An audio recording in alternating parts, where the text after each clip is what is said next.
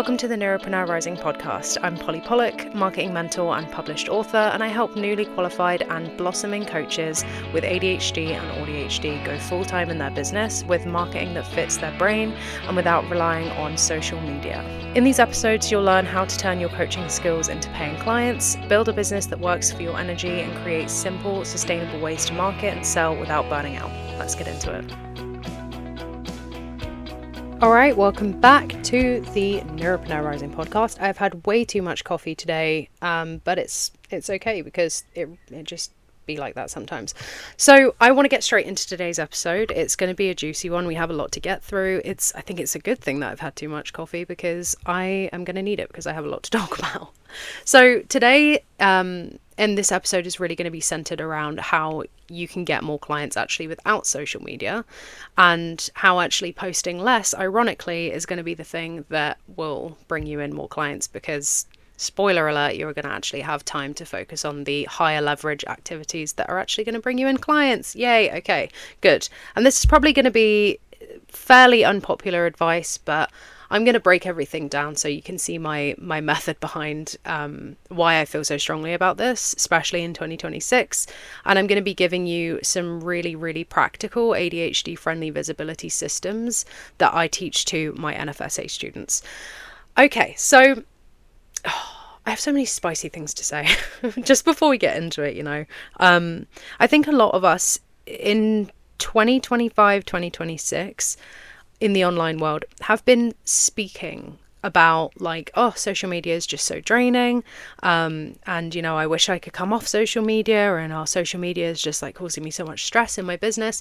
And it's like people are saying it, but no one's kind of doing anything about it. And I think some people just don't know how. I think some people are just really hooked. I think sometimes it's just all you've ever known. But I really, really want to cover some important things with you around that today before we kind of get into the practical strategies and why I feel so strongly about teaching marketing the way that I do specifically for ADHDers. So if you're not already aware, the beginning of 2026, I came off of social media pretty much entirely for business. I literally post for fun maybe once a month, and that's not because I have to, that's because I want to. And if you go on my account, there's literally nothing business related that I post.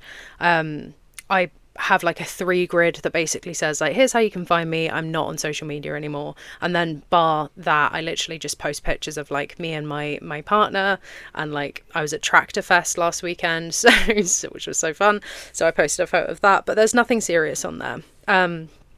I love using it to connect with people in the DMs. I love talking to you guys in the DMs, and I'll never stop doing that because I enjoy it so much, and I think conversation is so important in business and in life, and I will never stop using it for that. But it's not a part of my strategy anymore, and I love it. I love it. My business is growing actually more than ever. My mental health is better than it's ever been in business. I feel like I'm not attached to anything. It's been amazing. I've really enjoyed not being in the midst of the bullshit that is in and around social media, if I'm being completely candid with you. But, like I said, there's been a lot of talk this year about social media causing issues for business owners, whether that's I'm not getting any reach, no one's seeing my content, I'm not getting any clients, attention is so scarce, whatever it is. From that strategic kind of results-based level, but it's also really starting to affect people's mental health a lot, not just in business, but in life. Obviously, we know that being attached to your phone and attached to social media in life is pretty unhealthy, but I feel like there's this underbelly that's even worse when you're addicted to it from a business standpoint, because your business is your livelihood. You're your own provider in business. You have to hustle every month, every week to make your money and provide for yourself. And that's your whole survival system is kind of around that. And so it adds a whole new layer of pressure, I think. And that's heavy. It's heavy shit. And one of the many reasons why I actually stopped teaching social media strategy and marketing to my students is because I don't want to be a part of the problem. If I'm being so real with you, I don't want to be a part of the problem that ADHDs have with social media addiction. It's really damaging. And I'm not saying some people can have a very healthy relationship with it, but over the last year, I have had countless conversations with people saying that they wish they could come off of social media, and, they love running a business, but they hate social media and their mental health is struggling so much. And that's always been so important to me, is making sure that, yes, my students and my clients are successful in business, but they're also well and they're enjoying life. Because trust me when I say, you do not want to run a business that looks good on paper and feel like a bag of shit behind the scenes. It's just not worth it. I know at the beginning it feels like, yeah, I'll be able to get through it. Like, I just need to make my money. Yeah, it's not. It's not like that. It's just not worth it. You run this business to have freedom. Like, that's the intrinsic thing in all of us that we want, underneath the money, underneath the stability, underneath the connection, like underneath the clients. It's always coming back to freedom, and you need to be able to create that in your own world as well. And being glued to the phone and being almost like beholden to the fucking social media is just not any way to live. And I've lived it. I know that, and I didn't enjoy it. So no, I'm just going to be straight up. Social media is not necessary to grow your coaching business online, or whether you're a coach practitioner or something similar. I've always known it wasn't necessary, but it, like I always say, listen to your market. When I started teaching social media marketing, or when that was my main focus, it's kind of was my main focus really mostly since the start of me becoming a business mentor a few years ago. It was because people wanted it. And I always taught it in an ADHD friendly way, in a capacity friendly way. But the thing that I'll always advise, and if you've been listening to this podcast for a while, is, listen to what your market want. But people stopped wanting that eventually. And I stopped wanting to teach it, and I stopped wanting to live it. And actually, it was the best thing that happened. And it kind of came together so beautifully, and I saw this shift happen with me and my students and then my overall community, and it just felt like everything was going in the way that it really was meant to go. And I hold my head really high now and kind of say, I'm not demonizing social media. I used to teach social media. I still think it has a great place, but I don't think that it's necessary, and I won't shut my mouth on that because I think some people want to be on it. And if that's you, that's awesome. If you want to just use it a little bit, that's great. But some people just don't want to use it and don't want to be in the midst of that kind of world. And I get it, because neither do I. Not anymore anyway. I used to. And even last year, I really wanted to. And something just changed for me this year. And I had bigger fish to fry this year. And I knew I was going to be doing bigger things. And my time is so important to me. And I just knew something had to go. And actually, when I looked at what was worth it and worth keeping and what was worth doubling down on in my marketing, I actually thought social media posting was doing a lot more for me than it was. And I was like, oh, fuck, I don't need this. Okay, cool. So yeah, I have never been more in love with my program, NFSA. I've never been more in love with the results that my students are getting without social media, the fun that people are having in NFSA, the happiness, the joy, the boundaries that my students are actually able to have now, the results that even I'm getting without social media, the moves that I've been able to make so far this year have been insane because I've had that time and mental capacity to not be on social media. So yeah, this is my spiel, but it's so important that we talk about it, because I think that people aren't really wanting to. I feel like there's a lot of talk about, I want to come off of social media, but the things that people say as well is like, they talk about it like it's a job that they hate, that they have to retire from. It's like, oh man, I'll do it one day. Like, I'll come off of social media one day. It's like, you can do it now, bruh. Unless all of your clients are literally coming in through social media, and still you can wean yourself off of that and get them onto your email list. It's just like, why are we treating it like it's a job that we have to save to retire from? I know how hard that is, because I resisted it for so long. And it almost felt like it was a cult. Like I couldn't leave. Like there was this like exit cost. It was fucking crazy. But, you know, like I said, I only realised I could leave when I kind of sat down and reviewed everything. And I was like, oh, right. Okay. I don't need to be doing this. So, yeah. I think as well, you know, if you're honest, and I'm not saying this to be a bitch, I'm really not. I'm saying this because it's a good thought exercise. Some of you listening right now will maybe be thinking, oh, it feels a little bit stretchy to not focus on social media every day. But if you're being so honest, are you actually getting clients from social media and all the effort that you've been putting in hour after hour, week after week? And if you are, is it few and far between? Is it inconsistent clients?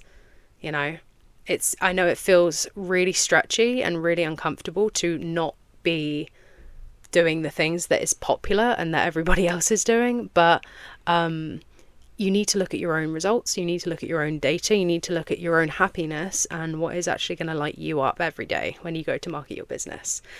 So anyway, what you're going to get in this episode, I feel like I know that was a bit of a ramble, but I need to let you guys know my stance on it and why I feel so strongly about it, because it's not, you know, it's for good reason. So what I'm going to teach you in this episode.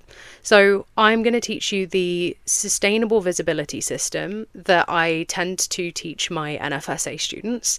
And I'm going to give you an insight into that in the visibility portion. Of course, like everything that we go into in NFSA goes into from visibility and getting people into your world, onto your email list, warming people up, building relationships, and then sales. That's all a separate part, but I'm just going to be touching on the visibility, or a part of the visibility like portion of all of this, so that you can really see that you don't need social media, and actually it's probably like less effective if you are focusing on just social. Well, it's probably definitely less effective if you are focusing just on social media right now, or I'm assuming.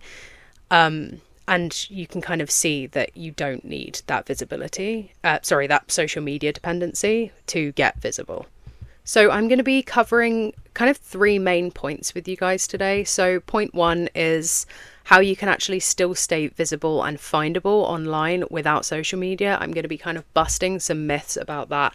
And really, I think you'll find this part quite relieving, because I'm going to be breaking down actually how being findable and being visible in the right places and not every day is actually going to move the needle more than feeling like you have to be at like other people's fingertips on a phone screen every single day where attention is actually really scattered.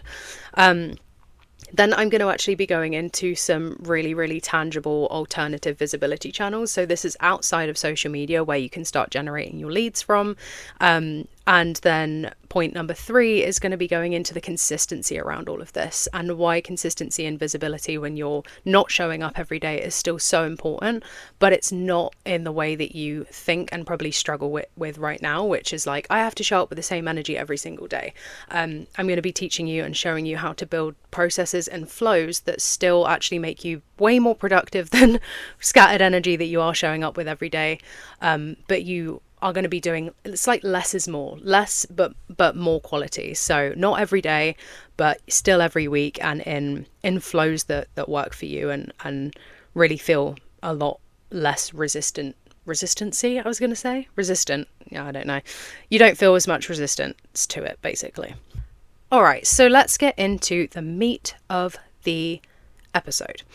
Also, just to let you know before we do dive in, the Neuro-Friendly Sales Accelerator is currently open for enrollment. So that is my signature 4-month marketing mentorship program for ADHD online coaches and practitioners.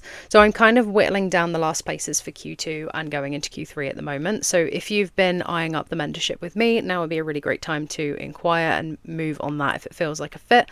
You can book a free discovery call with me. I'll leave that link in the show notes for you. If you've been listening by now, you know I'm not a weirdo who pressures people on sales calls. Well, I hope you know that. I mean, I am a weirdo, but I don't, my discovery calls aren't pressury, but I am definitely a weirdo. But it's literally just going to be a casual call for me to answer any questions and literally just to see if you're a fit.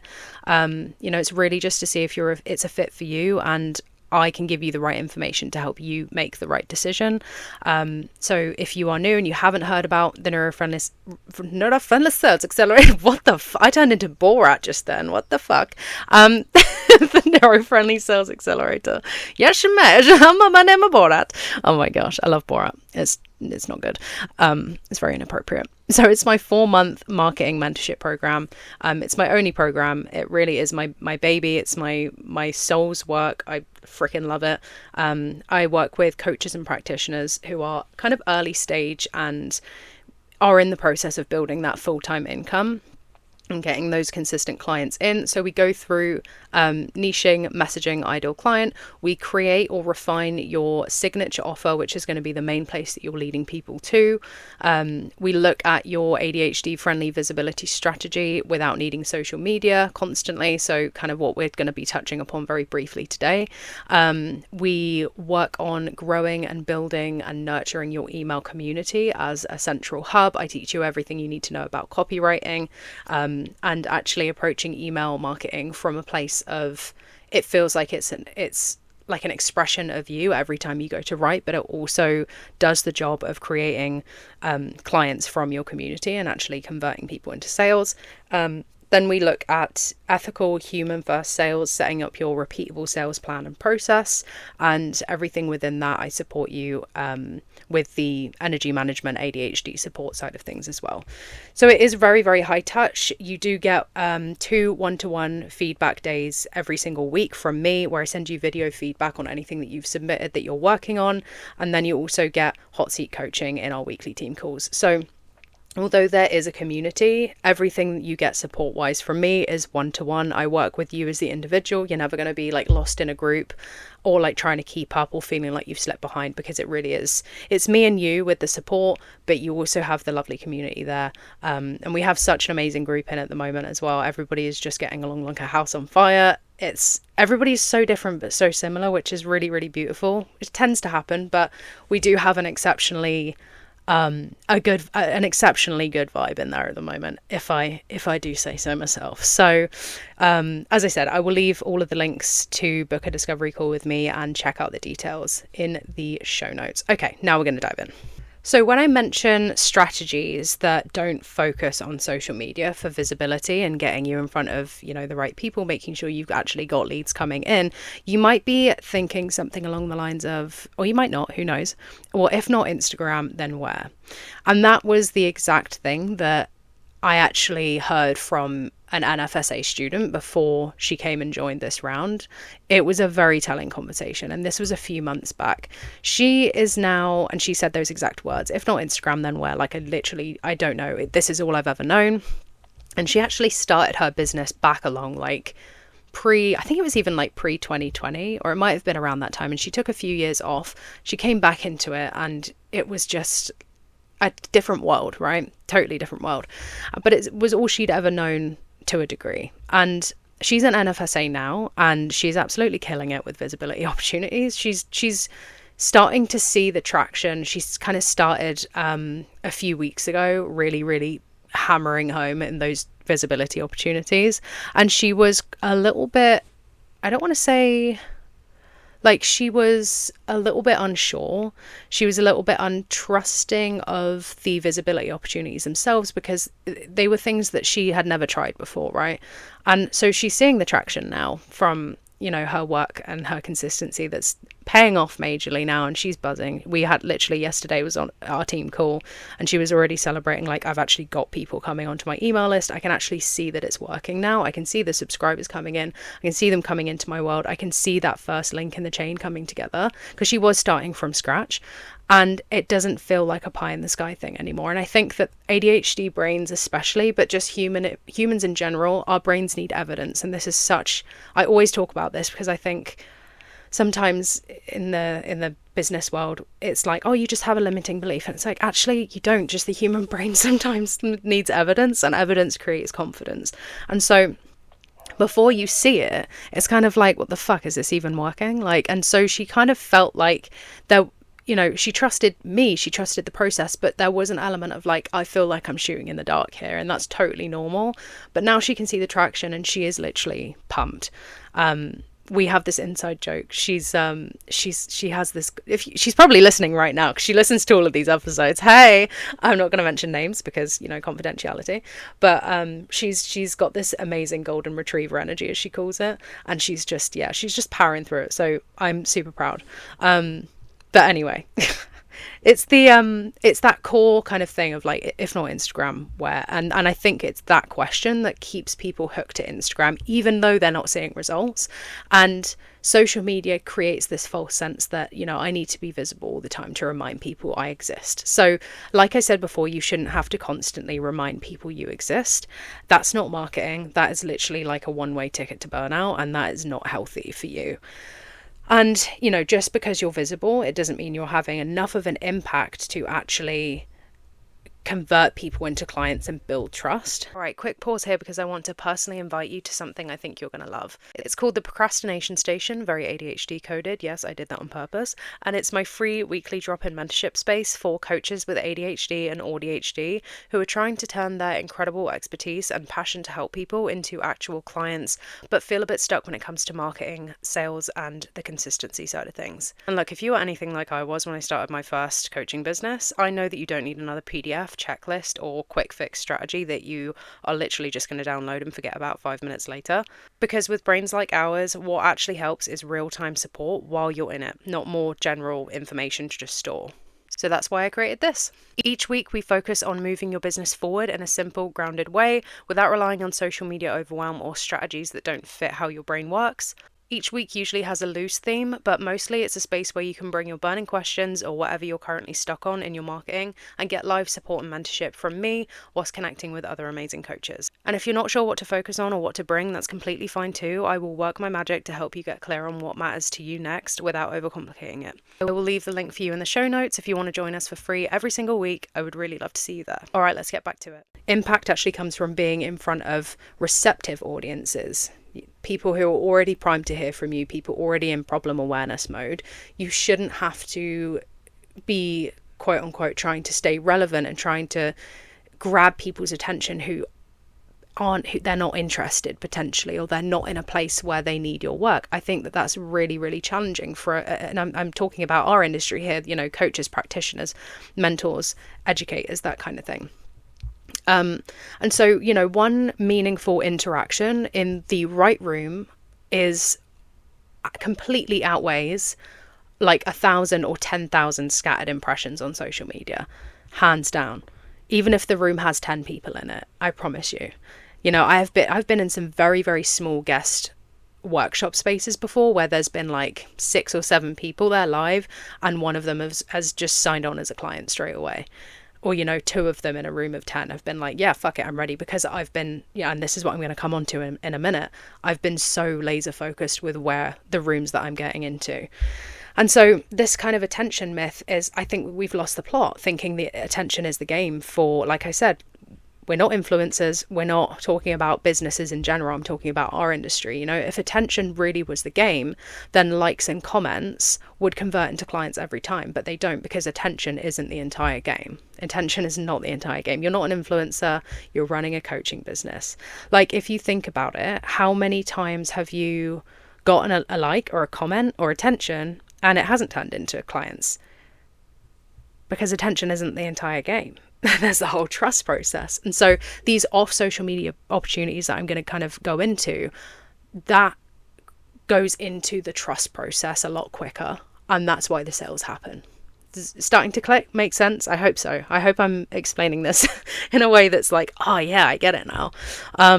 But yeah, I think, you know, social media tends to fail for many people in this industry because algorithms and the competitiveness and trying to get the attention actually makes you more forgettable, and there's so much noise and so much dross that I think it really does pull you away from real connection and the real marketing fundamentals and the real human to human trust building process. So where to go instead? I really would recommend, if there's something, like one thing that you can take away from this episode, if you're an early stage coach practitioner still building your client base, lean on other people's audiences. This is key. This is key. And I wish someone had just told me this, even though I already knew it in my first year of business. But I was trying to convince myself that no, social media is the only thing. It's the new and upcoming thing. It's like, I was being told like, what's that, like evolve or die or whatever it's fucking called, I don't know, like adapt or die, I don't even know. People were just saying like you need to get on social media or your business is not gonna fly, and I believed it because I was a silly little sausage. But there you go. And I had like a background in marketing and sales when I started my business. Tragic, but this is the effect that it has. We get into all that comparisonitis bullshit. So collaborating with other people's audiences when you are still building your own, when you're still building your reputation, is absolutely key, because those people are already primed to buy. They're already in the I need help mode. They're already they already have trust with the actual host of the community that you're getting into. It's not like doom scroll traffic. It's internal attention, and it works very, very differently. So channel one, something that you can do here is, so in terms of like where to actually go, podcast guesting would be my number one favorite. And I think that our ADHD kind of loves to yap. And if that is you, then podcast guesting, strategic podcast guesting, is going to be one of the best visibility strategies to get in front of the right people for you. You're not just showing up on podcasts to like yap and have a chat.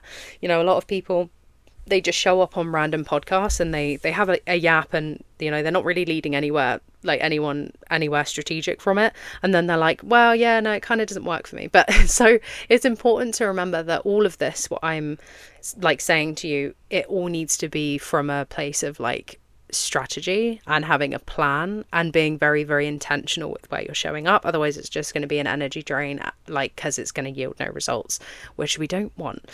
So it's really important to show up strategically in aligned spaces, with a really, really strong point of your stance, what you teach and what you're going to bring to the episode, and then leading people into your world from that. Sometimes, not sometimes, all the time, the host will ask for your links, and you can mention kind of, here's how you can find me at the end, here's my program, here's my free resource, or, my free community, or whatever it is that your lead magnet is. And you can leave all of that in the show notes, and that's how people will then come into your world. And people do. That's if someone resonates with you, they will absolutely do that.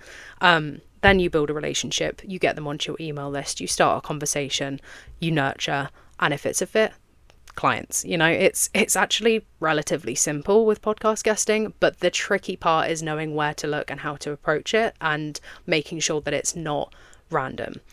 So again, this is not cold scroll traffic. These are people, and again, like with the social media thing, people might actually find you through a podcast and then follow you on social media.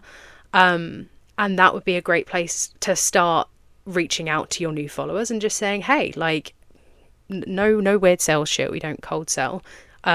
Just, hey, how do you find me? I'm like, welcome to my page. That's it. And then likely they'll say, oh, I heard you on this podcast, or I found you through this, I heard you on a guest training, whatever it is. And then you can then start a conversation. And those people are, because they've literally sat there and listened to you for like 30 to 60 minutes, they're going to be they're going to be pretty warm at that point. So another channel that you can kind of focus on, or another place that you can focus on, is partnerships.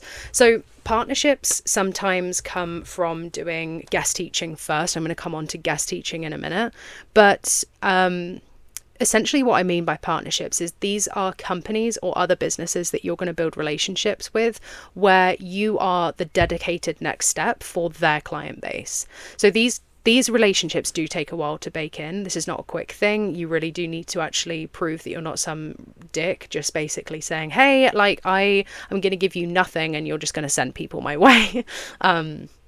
Essentially, it's places where your clients are going to be before they would come and seek your work.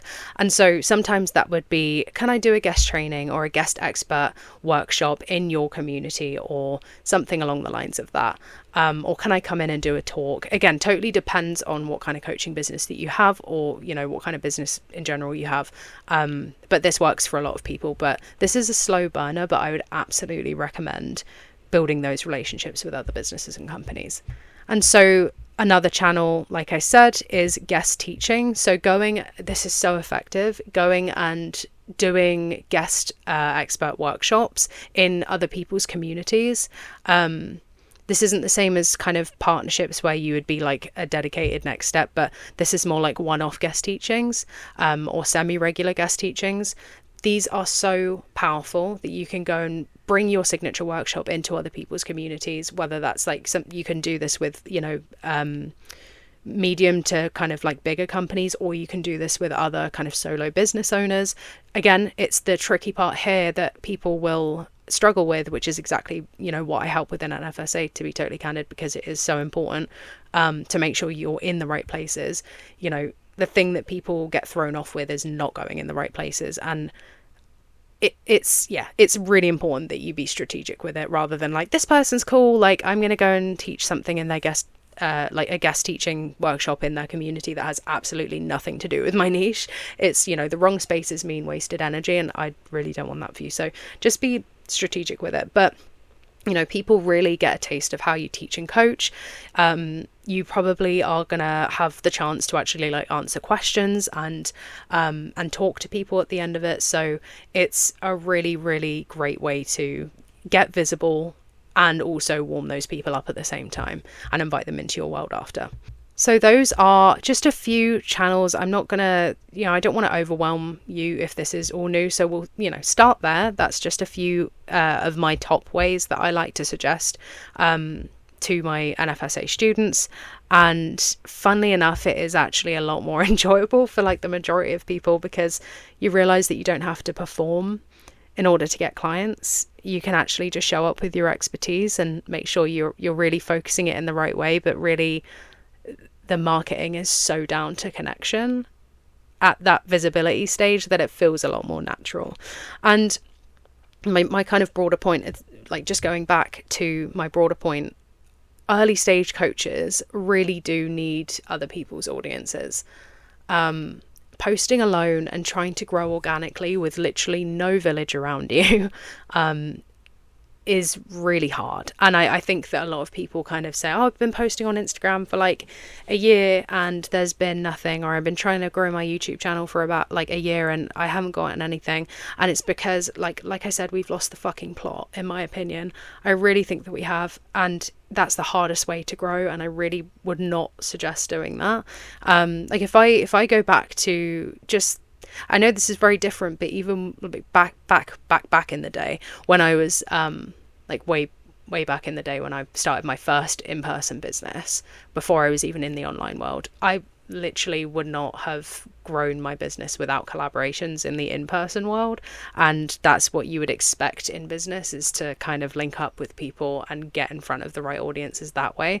And I think that, like I said, we've kind of lost it a little bit because of this rise of like, oh, it needs to be through content, and it needs to just be like, it doesn't count unless you've posted content and someone's commented ready on your fucking Instagram post. You know, it's just not realistic. So if you've been like convincing yourself that you're a bad business owner, or you're shit at marketing, and all you've been doing is literally posting, you're not a shit business owner. Yay, good news. It's just you've been raw dogging it and taking the hardest route. And again, I really tried to do that myself, and I learned that the hard way, even though I knew better. So don't feel bad. Of course, you do have other options, like, you know, your podcasts, your blogs, your long form content. And if you can be consistent with that and actually know how to grow it, and focus on SEO, but from a human standpoint, and you can kind of hit the right marks with that, then that's great. But I would really prioritize the collaboration side of things first. Other things that are great are things like bundles and online summits as well. They're great for email list growth. I would say that they are slightly lower authority than like the showing up in people's podcasts and guest workshops and stuff like that. They're still really valuable. It's just that they might take a little bit more warm up time. And like I said, it's just slightly lower authority in my opinion. So my last point here, or one of my last points, is just about reframing consistency, because consistency is so important. I'm so not going to blow smoke up your ass and tell you that, like, there's this fucking rhetoric that goes around in the ADHD kind of business world of like, you don't need consistency. You've been lied to. You don't need to be consistent. And it's like, that's fucking bullshit, because you do. It pisses me off so much every time I see it. Because it's like, okay, well, what are you going to do then? Like, you really do need consistency, especially if you're focusing on like higher leverage things like this. You still need consistency. But consistency does not mean showing up the same every day. Like, it really, really doesn't. It doesn't mean posting every day. It doesn't mean that you have to like perform every day. And that's what social media will kind of like breed, I guess. That's not what consistency is. So consistency is consistent action regularly that leads towards a result. So that does not have to be every day. That does not have to be twice a day, 3 times a day. That can be every week. And I think that having those dedicated times for focus and implementation on maybe like a day or 2 a week is going to get you a lot further than trying to show up the same every day and branding that as consistency, right? So I'm going to share with you my own practical system that actually I use. And it works like a freaking treat for me. And I feel like I have so much more time to actually just breathe and focus on, you know, the more time I can spend with my students, the better in my book. So the more time I can free up for that, and also just to enjoy my life and like be a human and, you know, not be glued to a screen all the time, you know, the better. But this is pretty much what I schedule into my calendar week by week. I have found it particularly difficult previously to be on the ball with something every day. Like, oh, I'm going to check this once a day, or I'm going to check my messages for responses on podcast, like just as an example, on podcast episodes that I've been applied to, and I'm just going to like keep that ticking over every day. Like, if I got a message back, I'll reply to it that day. That stresses me the fuck out, if I'm being totally honest, and it makes me feel so scattered that I don't know that if I've taken the right actions or not, because if I've gotten too overwhelmed and not realised it, and I've ignored it, I won't be tracking that. So what works really, and maybe you feel the same, maybe it's like with messages, or I get this a lot when I actually talk about like having DM conversations with people, where people are like, yeah, I get so overwhelmed because I'm busy, and then I see the conversations and then I avoid replying to them. I'm like, okay, well, schedule it in twice a week or once a week, and then have that. And then once you tick it off, it's done. You know that you've done enough. So what I do, I have my Tuesdays for my visibility block. So that's where I will do any of my applications for like bigger partnerships. That's what I'm working on this year, is like bigger partnerships, and podcast guesting, of course, and guest trainings and stuff like that. I will reach out and source all of that on a Tuesday. I'll have a 2-hour block for that. Then on Friday, I will do my follow-ups. That's following up with all of those things, and then also following up with like my DMs, or like my leads through DMs, or any like outstanding things. So this block of time will stop all of that scattered thinking. It will reduce like checking anxiety of like, I need to just like be checking and replying all the time. It also gives you a really nice hit of completion dopamine, and it creates that real output. If you know that in that 2-hour block, for example, on, you know, a Tuesday, you're going to be applying to 10 podcasts and 2 guest speaker opportunities or something like that, you can tick that off knowing that A, you've done enough, and B, you've actually probably done more than what you would have done if your energy was scattered through the week. And you can just be like, done. I've done enough. There's no guilt, there's no overwhelm, there's no worry. And so that I find when I give this system to my students as well, then it stops feeling overwhelming, and it actually just feels like, oh, that's actually not that bad. And so something that I will kind of just say, I know that some of you listening will be like, I don't have time, I don't have the capacity, I don't have any room to add anything else onto my plate. And something that I like to do with everyone I work with, when they say, you know, I don't have enough time, I've got too much on my plate. What can we take off of your plate? And on the theme of the episode, think about your time that you spend every week on social media. Good way to look at this, so you can't avoid the question, is go on your phone right now and look at your screen time. Go on, pause the episode. Do it, please. Look at your screen time on Instagram or Facebook or whatever it is, and look at the time that you have spent on that. I'd be so surprised if it's like nothing. If it is, you're fucking killing it. See what else you can take off your plate, because this shit is high leverage. But for most of you, I'm sure you'll be shocked at your screen time. And I'm, again, not saying that to be shamey or anything like that, but I want you to succeed more than anything. And that is going to come with some tough love sometimes. Okay, so I'm sorry, but it's not to make you feel ashamed. It's to kind of say, oh, fuck, okay, maybe I do have the time. So how much time are you actually spending consuming, comparing, creating, and asking yourself, ask yourself, when you see that, is this bringing clients in? If no, just cut it out. Cut it out of your to-do tasks and replace it with this plan that I've given you here. So this might feel unfamiliar because it's not mainstream advice, but mainstream advice hasn't worked for most of us. So like I said, if you feel that you're ready for support, that's where NFSA comes in. Please just go ahead and book a call. Like I said, if it's not a fit, I would never try and force you into it. It's a support call, no pressure, and it's really just to answer your questions to see if this could be the right move for you.